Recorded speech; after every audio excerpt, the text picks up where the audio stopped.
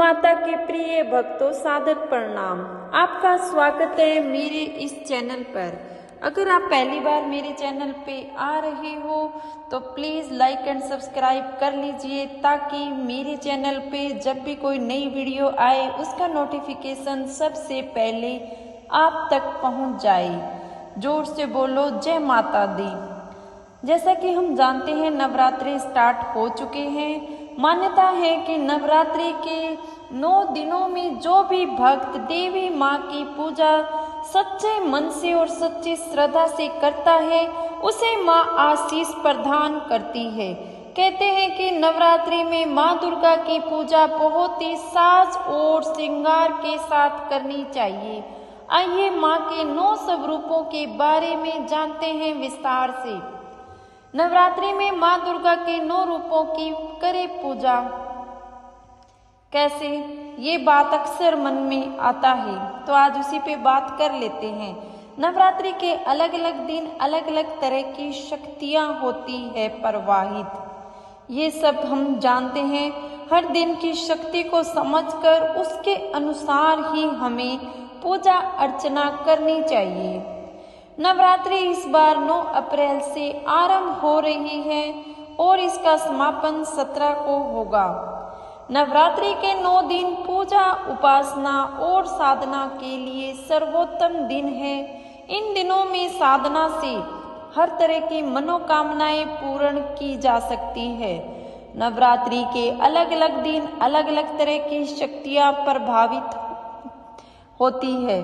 हर दिन की शक्ति को समझकर उसके अनुसार कामना की जाए तो कामना निश्चित रूप से पूर्ण होती है।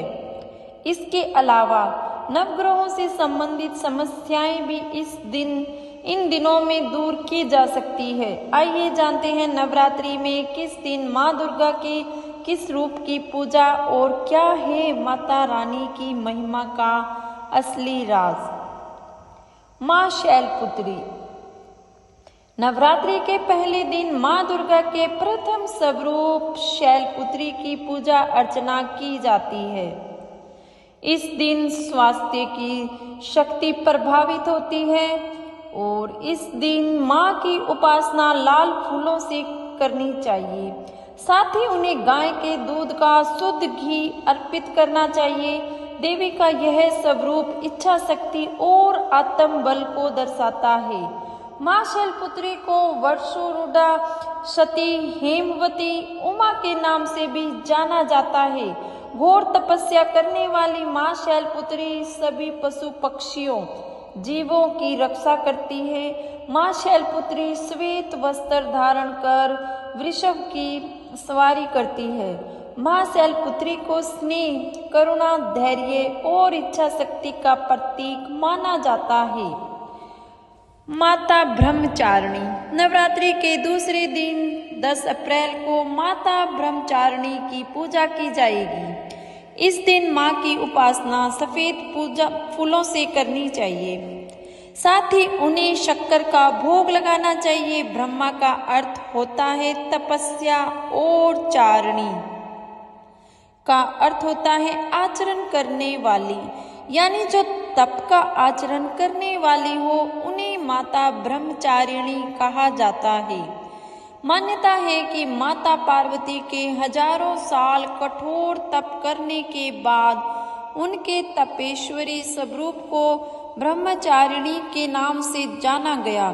वे इस लोक के समस्त चर और अचर जगत की विद्याओं की ज्ञाता है और सफेद रंग के वस्त्र धारण करती है। माता के दाहिने हाथ में जप की माला और बाएं हाथ में कमंडल रहता है। माता चंद्र घंटा। नवरात्रि के तीसरे दिन यानी 11 अप्रैल को माँ दुर्गा के तीसरे स्वरूप माँ चंद्र घंटा की उपासना की जाएगी। इस दिन माता की पूजा लाल फूलों से करें। साथ ही माता को दूध या दूध से बनी मिठाई का भोग लगाए। माता चंद्रघंटा का स्वरूप साहस, वीरता और निर्भयता का प्रतीक है। उनका शरीर स्वर्ण की तरह चमकीला है और मस्तिष्क पर घंटे का आकार का अर्धचंद्र बना है। वे बाघ की सवारी करती है और पौराणिक कथा के अनुसार दैत्यों और असुरों के साथ युद्ध में देवी ने घंटों के टंकार से ही सारे असुरों का नाश कर दिया था। माँ कुष्मांडा। नवरात्रि के चौथे दिन 12 अक्टूबर को माँ कुष्मांडा की पूजा की जाएगी। माँ के इस स्वरूप की पूजा करने से बुद्धि, वाणी और प्रखरता की शक्ति मिलती है। माना जाता है कि माँ कुष्मांडा ने ही पिंड से लेकर ब्रह्मांड तक का सृजन किया था। शास्त्रों में माँ कुष्मांडा को अष्टभुजा देवी के नाम से भी संबोधित किया गया है। इनके हाथों में धनुष, बाण, चक्र, गदा, अमृत कलश, कमल और कमंडल सुशोभित है। 8वें हाथ में वे सभी सिद्धियों और निधियों को देने वाली जप माला धारण करती है। माता कुष्मांडा शेर की सवारी करती है और इस दिन माता की उपासना हरी वस्तुओं से करें और साथ ही माता को मालपुए का भोग जरूर लगाए। माँ स्कंद माता। नवरात्रि के 5वें दिन 13 अप्रैल को माँ दुर्गा के 5वें स्वरूप माँ स्कंद माता की पूजा की जाएगी। माता के स्वरूप की पूजा करने से संतान संबंधी समस्याएं दूर हो जाती है।